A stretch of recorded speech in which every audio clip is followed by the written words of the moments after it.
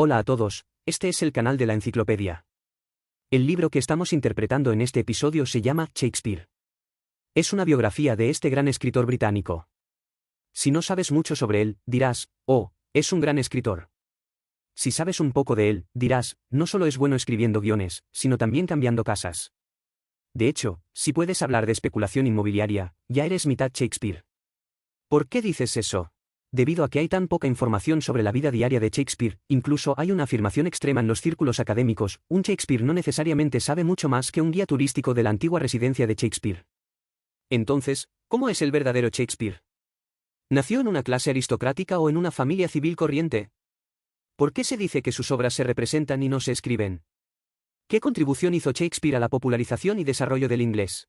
Después de ver esta película, creo que todos tendrán una nueva comprensión de Shakespeare.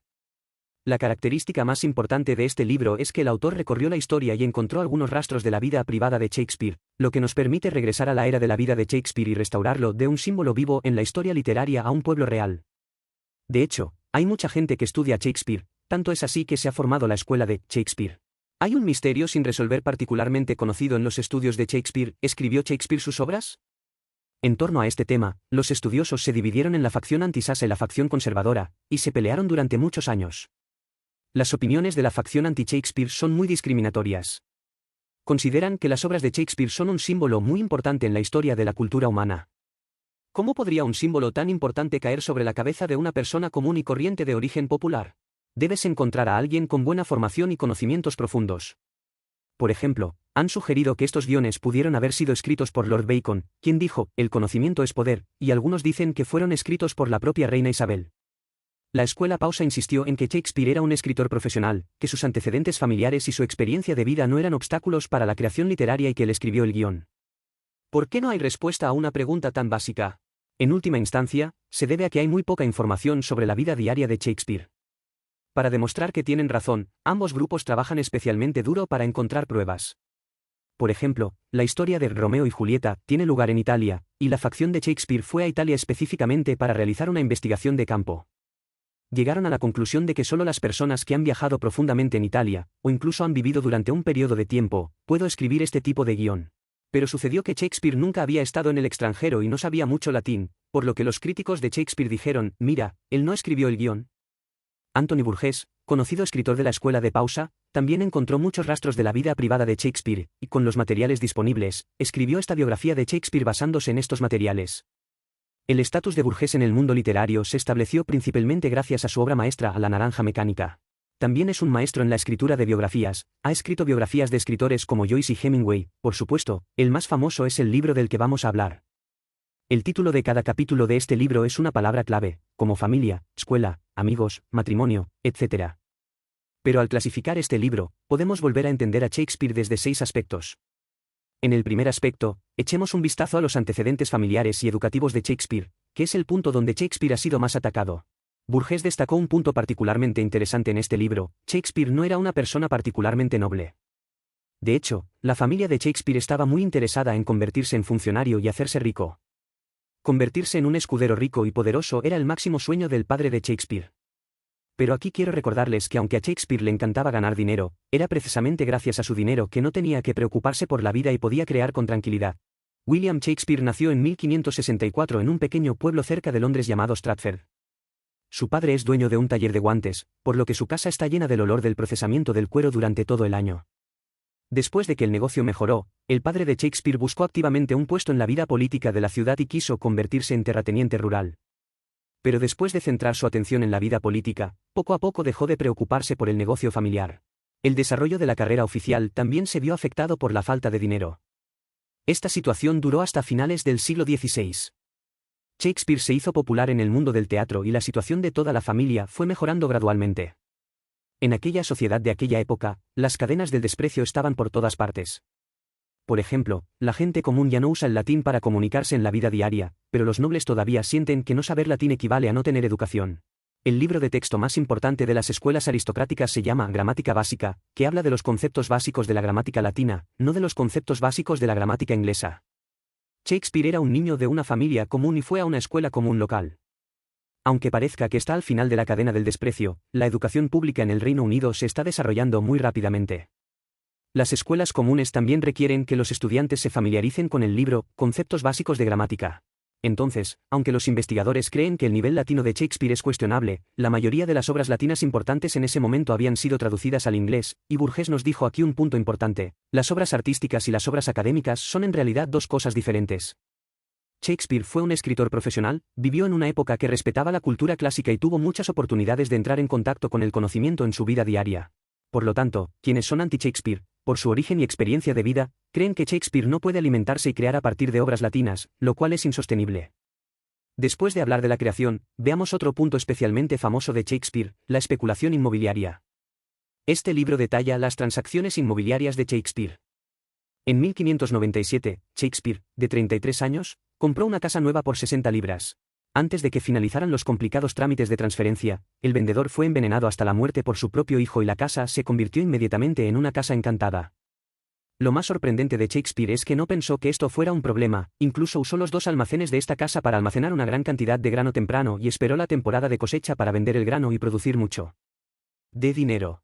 En 1602, Shakespeare, de 38 años, compró más de 700 acres de tierra por 320 libras y diezmos sobre productos agrícolas por 440 libras.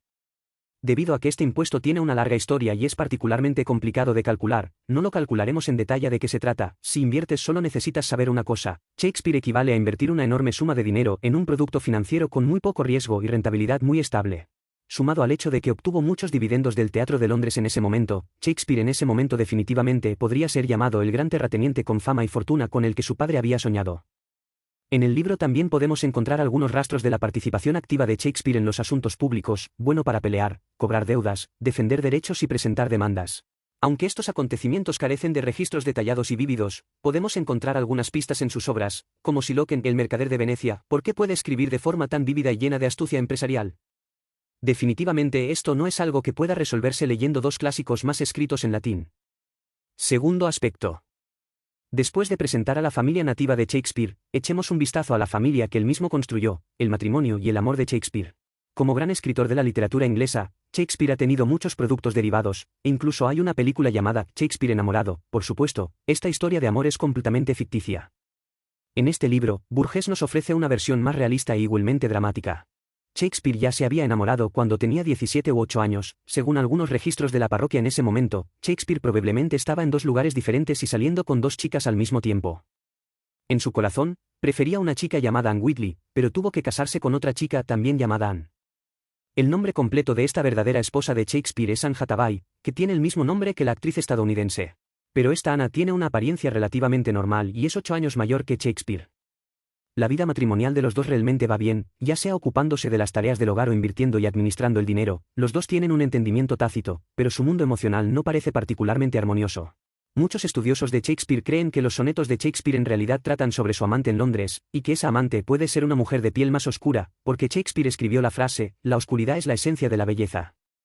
Por supuesto, hoy sería difícil encontrar pruebas concluyentes de un amante así, pero Burgess volvió a examinar los versos de Shakespeare y destiló una perspectiva, diciendo que William era un realista que se dio cuenta de que en el fondo tenía las dos fuerzas del negro y el blanco compiten entre sí, y me doy cuenta de que todas las mujeres, independientemente de si su color de piel es blanco o negro, poseen un misterio primitivo. Este tipo de tentación es difícil de resistir para la gente. Este pasaje nos brinda una nueva forma de entender a las mujeres y el amor en las obras de Shakespeare. La fama de la esposa de Shakespeare en la historia proviene principalmente de una declaración bastante dura en el testamento de Shakespeare. Dijo que la propiedad que le dejó a su esposa era solo la segunda mejor cama de la casa. Incluso cuando un hombre está a punto de morir habla amablemente, pero las últimas palabras que deja son que solo le da cama a su esposa. Muchos dicen que esta frase es una prueba irrefutable de que la relación entre la pareja no es buena. Sin embargo, Burgess refutó el asunto diciendo que, según la ley no escrita de la época, la esposa de Shakespeare no debería recibir menos dinero. Además, Shakespeare también sabía que su esposa tenía una buena relación con su hija y su yerno. Si él moría, definitivamente los tres vivirían juntos en la casa que le dejó a su hija. Y esa siguiente mejor cama era donde dormía su esposa todos los días. Si conservas la cama, también mantendrás el estatus de tu esposa en la familia. Entonces, en un sentido financiero, esta cláusula no es tan dura como parece. Entonces, ¿por qué Shakespeare escribió esta frase que hace que la gente se llene de ensueño? Es difícil decir si los dos tuvieron una mala relación a largo plazo y Shakespeare quería humillarla deliberadamente antes de morir, o si simplemente estaba siendo un bocanada antes de su muerte. En el tercer aspecto, echemos un vistazo a Shakespeare y el lugar de trabajo donde luchó durante toda su vida, es decir, el escenario. Para entender la obra de Shakespeare, primero debemos imaginar un teatro que sea muy diferente de nuestra vida moderna. El público del teatro de los siglos XV y XVI era muy diferente al nuestro actual. Ahora bien, si fueras a ver una obra de teatro, ¿cómo te vestirías? Debes haber dicho que debería vestirme más elegantemente y comportarme más elegantemente. Esta es una actividad espiritual relativamente elegante y las obras de teatro generalmente se representan por la noche. Pero en esa época las representaciones públicas eran todas representaciones de la tarde, en el teatro al aire libre podía entrar el sol y los gestos en el escenario eran todos espadas y pistolas reales, por lo que a menudo ocurrían peleas violentas en el teatro en ese momento. Podrías levantar a alguien y golpearlo. La audiencia en la audiencia se llenó de risas provocadas por los chistes pornográficos. Algunos espectadores bebieron vino, otros comieron frutas y algunos incluso comieron comida deliciosa. Si tuviéramos que imaginar la escena, podría parecer más una fiesta callejera que un concierto en un teatro importante. Entonces, ¿cuál fue la actitud de los gobernantes de aquella época hacia el teatro? De hecho, es bastante complicado. Por un lado, vieron que los dramas más populares sobre la historia de Inglaterra en aquella época eran particularmente eficaces para cultivar la identificación de la gente con el país. Por otro lado, también pueden sentir que durante la actuación se acumulará algo de sabiduría popular, lo que no es muy bueno para cultivar la cohesión nacional. Por lo tanto, los dramaturgos, incluido Shakespeare, sabían muy bien que sus creaciones tenían límites. Había algunos temas que no podían tocar, incluso si lo hicieran, solo se podía decir de manera vaga. Por ejemplo, la epidemia de peste de aquella época y el temor de todos por el destino del país tras la muerte de la reina solo pueden mencionarse de forma insinuante. Pero es precisamente este tipo de miedo indescriptible el que crea un fuerte y tácito sentido de empatía entre los actores en el escenario y el público fuera del escenario. Si vas a ver las obras de Shakespeare, las escenas en el escenario son mucho más aterradoras que las líneas, me cortaron las manos y la lengua en todo momento. Una escena tan horrible se representó abiertamente, pero los gobernantes y el público sintieron que no era nada. Esto se debe a que la gente en ese momento estaba realmente preocupada de que los enemigos de Gran Bretaña asesinaran a la reina, y las personas en el poder cultivaron aún más cuidadosamente este sentimiento. Por lo tanto, cuando palabras clave como asesinato y conspiración aparecían con frecuencia en las obras de Shakespeare, el público se sentaba fuera de la cancha. Puedo sentir tácitamente la sombra de la vida real, liberar las emociones nerviosas de mi corazón y volverme loco y feliz. La publicación de las obras de Shakespeare también tuvo un pequeño episodio. En la industria de esa época, cualquier palabra escrita para una compañía de teatro pasaba a ser propiedad de la compañía de teatro tan pronto como se escribía, y el contenido también era inseparable de la representación en el escenario. A menudo, durante la representación, los actores dar interpretaciones apropiadas, o cortar ciertos personajes, alguna trama. Después de que las obras de Shakespeare se hicieran populares, los editores se dieron cuenta de que había una oportunidad de negocio. Cuando no pudieron conseguir el manuscrito original de Shakespeare, enviaron gente a sentarse en el teatro para escribir la representación completa y publicarla primero. El manuscrito taquigráfico no solo perjudicó los intereses de la compañía, sino que, lo que es más importante, tenía muchos errores. Esto hizo que Shakespeare y el teatro fueran intolerables, por lo que en 1604 se publicó la versión oficial de Hamlet, que contribuyó a aclarar la fuente. Dicho esto, en realidad hay una serie de diferencias irrecuperables entre la escena de la actuación, llena de líneas improvisadas e improvisaciones, y el texto publicado oficialmente. Así que una cosa que debemos recordar es que las obras de Shakespeare fueron representadas, no escritas. Antes de convertirse en palabras sólidas impresas en papel, han sido templadas en el teatro, lo que implica cierto grado de creación colectiva. Por lo tanto, la Escuela Vassar se inclina más a poner a Shakespeare en la compañía teatral y en el escenario de esa época para evaluar su creación.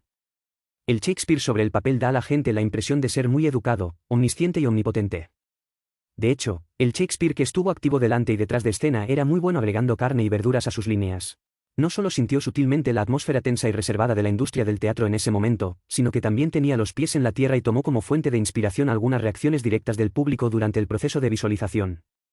Por lo tanto, las obras de Shakespeare son arte popular absoluto, que contienen una vitalidad que proviene de la vida y va a la vida, un nivel que un noble encerrado en un estudio nunca podrá alcanzar. El descubrimiento de este punto da a la razón por la que Shakespeare es Shakespeare un peso particularmente importante. En el cuarto aspecto, echemos un vistazo a la importante contribución de Shakespeare al inglés, por lo que cuando se trata de literatura inglesa hay que mencionar a Shakespeare. Un sentido común básico que debemos dejar claro es que Shakespeare no utilizó el inglés medio en sus obras, sino el inglés moderno, que acababa de desarrollarse a partir del inglés medio en ese momento. Como el promotor y fundador más importante del inglés moderno, Shakespeare jugó un papel muy importante en el desarrollo del inglés moderno. En su libro, Burgess analizó en detalle la influencia que Shakespeare pudo haber tenido en este proceso y llegó a la conclusión de que en la época de la vida de Shakespeare, el inglés era un idioma que aún no se había tomado en serio. Los nobles nativos prefieren expresar sus pensamientos en latín, que ha desaparecido en la vida real, que en inglés. Debido a que no es un idioma diplomático, los académicos extranjeros creen que aprender inglés no tiene sentido. Según Burgess, Shakespeare no desarrolló su amor por el inglés a partir de la literatura británica, porque antes de él no había nada maduro y digno de amor en el inglés moderno. Shakespeare es amado no porque grandes autores hayan escrito en este gran idioma en el pasado, sino porque el inglés es un idioma rico y popular. Sus propios pensamientos estaban profundamente arraigados en el público, por lo que se estaban gestando cambios emocionantes en este nuevo lenguaje. Entonces, ¿qué papel importante jugó Shakespeare en este trastorno? Podemos sentirlo claramente un poco. Entre las palabras en inglés que usamos ahora, muchas ingresaron al inglés después de que Shakespeare las usara por primera vez, y muchas de ellas cambiaron sus significados originales o partes de la oración a través de su uso. Entonces, ¿cuántas palabras creó en inglés? La comunidad académica generalmente está de acuerdo en que el número es de 1500 a 2000. Estas palabras se difundieron más rápida y ampliamente a través de las obras de Shakespeare. Y la genial capacidad retórica de Shakespeare dio a estas palabras una vitalidad rica y única desde el día en que nacieron. Por lo tanto, no se puede subestimar el papel de Shakespeare en la mejora de la expresividad del inglés moderno. En el quinto aspecto, analicemos qué tienen de bueno las obras de Shakespeare. Lo más valioso de este libro es que toma la vitalidad de las obras de Shakespeare como núcleo en todo momento, y podemos sentir a través de muchos detalles lo que hace que las obras de Shakespeare sean únicas. Por ejemplo, como mencionamos anteriormente, la escuela anti-Shakespeare de Shakespeare cree que Bacon puede ser el autor original de las obras de Shakespeare, pero Burgess propuso que el diálogo en las obras de Shakespeare generalmente consiste en conversaciones elocuentes hasta que otra persona lo habla efusivamente. Fue abrumador y se acabó. Pero por la obra Ensayos de Bacon sentimos que Bacon, que nació en una familia aristocrática, tenía un estilo de escritura elegante y sobrio. Los dos estilos son completamente diferentes. En opinión de Burgess, una vez que se elimina el exterior ligeramente exagerado y elocuente de Shakespeare, el verdadero carácter de Shakespeare es en realidad claramente visible y, a veces, incluso revela un pequeño defecto lindo. En palabras de Burgess, este defecto es un joven rural que está decidido a derrotar a urbanitas bien entrenados en un juego urbano, pero no tiene la paciencia para aprender a fondo todas las lecciones. Es difícil imaginar a alguien, aparte de Burgess, hablando de Shakespeare en este tono. Casi podemos ver una mano que parece haber viajado a través de 400 años, acariciando el hombro del joven llamado William en un pequeño pueblo, y esa mano parece haber caído sobre cada uno de nuestros hombros. El propio Burgess marcó el tono de esta biografía: si queremos conocer el rostro de Shakespeare, solo tenemos que mirarnos en el espejo. Es casi como nosotros, excepto que su espalda es como una joroba, portando una especie de genio mágico. El genio nos hace no querer ser dioses ni animales, sino seguir siendo seres humanos con tranquilidad. Podemos imaginar que en el siglo XVI era imposible que un solo dramaturgo dominara el mercado del teatro, debió haber muchos otros escritores. ¿Por qué solo la luz de Shakespeare penetra los tiempos y llega hasta nosotros? Burgess dio su respuesta a través del ejemplo de dos competidores. Primero mencionó a un hombre llamado Robert Greene. Este Greene es 6 años mayor que Shakespeare y es un tirano universitario con maestrías de las universidades de Oxford y Cambridge. Después de que Greene llegó al mundo del teatro, tal vez fue un poco ajeno a este mundo, nunca pudo descubrir cuál era el gusto favorito del público. Cuando estaba a punto de morir en 1592, ya era el literato más deprimido en la historia de las publicaciones inglesas. En su última vida estuvo inmerso en el resentimiento. Aunque Shakespeare siempre había sido muy amigable con él, lo invitaba a beber y nunca lo presionaba para pedir deudas cuando le prestaba dinero, Greene todavía escribió una carta abierta a sus colegas. En esta carta abierta, hizo insinuaciones sobre Shakespeare, diciendo: ¿cree que puede competir con los mejores de ustedes simplemente escribiendo unas pocas líneas de pretenciosos versos en blanco? En opinión de Burgess, el verdadero resentimiento de Greene era que tenía que admitir la verdad, es decir, la erudición de los hombres de letras. No hay forma de capturar el mercado del teatro de masas, y el futuro del teatro parece pertenecer a los nuevos ricos que se graduaron de la escuela primaria. Otra persona que contrasta marcadamente con Shakespeare es Ben Jonson, que era a la vez su enemigo y su amigo. El problema de Jonson es exactamente el opuesto al de Greene. Jonson realmente se preocupaba demasiado por las preferencias de su audiencia. Después de que James subió al trono, lo que se hizo popular en el mercado fue el tipo de drama de máscaras con mucha fantasía y coreografía compleja pero líneas muy vacías. El tema de este tipo de drama es relativamente abstracto, por lo general implica una batalla pretenciosa entre el bien y el mal, y luego el lado bueno definitivamente ganará. En ese momento, para obtener altas recompensas, Jonson nunca perdía la oportunidad de mostrar su sabiduría y conocimiento en jugadas cortas enmascaradas. Pero Shakespeare básicamente no participó en esta tendencia, a lo sumo añadió algunas escenas del fantasma enmascarado que aparecía en sus obras posteriores. Porque, en opinión de Shakespeare, la brujería es en realidad más adecuada para situarse en una tragedia grave. Se puede decir que el final de Jansen fue benévolo. Se puso al día con la moda y obtuvo una suma de dinero en efectivo. Sin embargo, Shakespeare completó Otelo y Macbeth durante ese periodo. De los dramas contemporáneos se destaca entre los practicantes y se convierte en un verdadero clásico. Veamos el sexto aspecto y analicemos una cuestión más profunda, que es quién es el personaje del alma en las obras de Shakespeare. Hay muchos personajes conocidos en las obras de Shakespeare, ¿cuál es el más importante? Creo que tienes tu propia respuesta en tu corazón. La respuesta de Burgess fue bastante inesperada, porque no eligió ni al famoso Hamlet ni al villano Shylock, sino a los personajes que aparecieron sucesivamente en Enrique IV, Enrique V y las alegres comadres de Windsor. Estas tres obras es Falstaff. Este Falstaff no es una persona particularmente fácil de evaluar, porque cuando la mayoría de los críticos evalúan a este personaje, tienden a detenerse en elogiar las magníficas habilidades de Shakespeare, pero les resulta difícil explicar por qué este personaje casi no tiene ninguna virtud. ¿Quién se convertirá en el más personaje adorable de la literatura? Burgess cree que la humanidad depravada de Falstaff, su carácter pícaro e ingenioso, se encuentran en el lado opuesto del vacío, la hipocresía y la predicación. Valorar la vitalidad y la sabiduría del pueblo y afrontar los defectos de la naturaleza humana están en consonancia con la liberación ideológica y el humanismo defendidos durante el Renacimiento. Por lo tanto, Burgess considera a Falstaff como el alma de la obra de Shakespeare, por lo que destaca estas cualidades en mayúsculas. El Falstaff de Shakespeare tiene talento para construir algo y al mismo tiempo disolverlo. Por ejemplo, es una persona ingeniosa con un aura de pícaro, pero tenemos que admitir que ese es el talento de Shakespeare. Nos corresponde levantar el velo clásico fuera de los guiones de Shakespeare y sentir que a nosotros, la gente moderna, nos gusta especialmente. Desde esta perspectiva, la importancia de dar forma a Falstaff en la literatura no es menos significativa que la creación de Shakespeare de 2000 palabras para el inglés moderno. Burgess cree que cuando hablamos del espíritu de Shakespeare, a veces nos referimos principalmente al espíritu de Falstaff. El llamado al espíritu de Falstaff es en realidad un llamado al espíritu popular. En este libro, Burgess habla de Shakespeare de una manera particularmente provocativa. El tono es mitad veraz y mitad falso, un poco sofisticado y un poco sincero, y siempre conserva la capacidad de elogiar pero dudar de todo. Esto es lo más heredado de Shakespeare por Burgess y escritores británicos similares. Un legado valioso. Ahora que se ha explicado el contenido principal de este libro, resumamos los puntos clave del conocimiento. En primer lugar, debido a que los materiales de primera mano son extremadamente limitados, los estudios de Shakespeare siempre se enfrentan a un problema fatal, si estas obras fueron escritas por Shakespeare.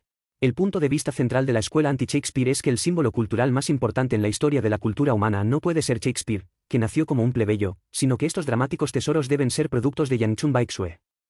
Una motivación implícita para escribir este libro es buscar rastros de la vida privada de Shakespeare y transformarlo de un símbolo vacío y magnífico a una persona vívida y plena.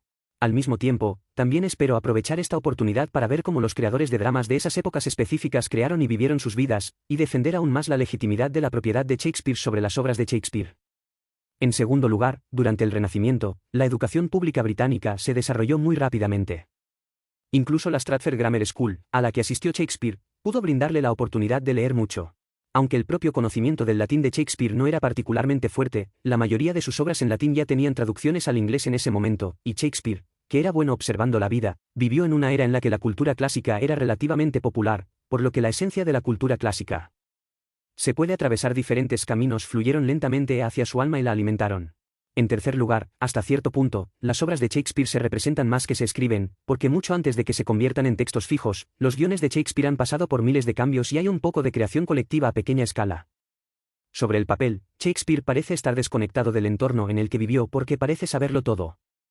Y Shakespeare, que estuvo activo delante y detrás de escena, utilizó directamente la reacción del público como fuente de inspiración. Las obras de Shakespeare eran arte popular absoluto de esa época y contenían un tipo especial de vitalidad que venía de las masas para las masas. Cuarto, muchas de las palabras en inglés que usamos ahora, algunas ingresaron al inglés después de que Shakespeare las usó por primera vez, y algunas cambiaron sus significados originales o partes de la oración después de que él las usó. ¿Cuántas palabras creó para el inglés moderno? En los círculos académicos se acepta generalmente que hay entre 1500 y 2000. Estas palabras se difundieron amplia y rápidamente a través de las obras de Shakespeare, y la genial habilidad retórica de Shakespeare les dio a estas palabras una vitalidad única desde el día en que nacieron. En quinto lugar, Falstaff en las obras de Shakespeare tiene una capacidad única para construir algo y al mismo tiempo disolverlo. Su capacidad para equilibrar personalidades tan extremas como la depravación y el ingenio es obviamente el talento creativo de Shakespeare. El misterioso velo clásico de las obras de Shakespeare es la fuente de su vitalidad que se siente. Para este día. Desde esta perspectiva, la importancia de dar forma a Falstaff en la literatura no es necesariamente menor que la contribución de Shakespeare a la creación de 2000 palabras para el inglés moderno. Este es el final de este programa. ¿Cuáles son sus diferentes opiniones al respecto? Bienvenido a dejar un mensaje para discutir con todos. Oye, si te gusta nuestro canal, suscríbete. Jaja, ¿recuerda que te gusta?